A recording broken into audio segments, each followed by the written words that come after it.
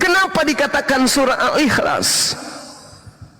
Padahal di dalamnya tak ada kata ikhlas. Ketika surah Ibrahim dibahas nama Ibrahim, ketika surah Maryam dibahas tentang surah Maryam, ketika membahas Al-Baqarah tentang sapi betina, yang dibahas adalah sapi betina.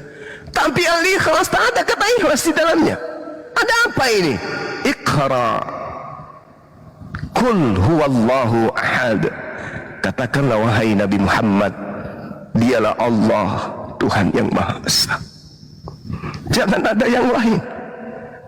Ikhlaskan dirimu menerima apapun yang terjadi dalam hidupmu, musibah sebesar apapun yang ada padamu, penyakit separah apapun yang kamu alami. Qul, rendam hatimu, kalbumu, berenang dalam muara keesaan Allah.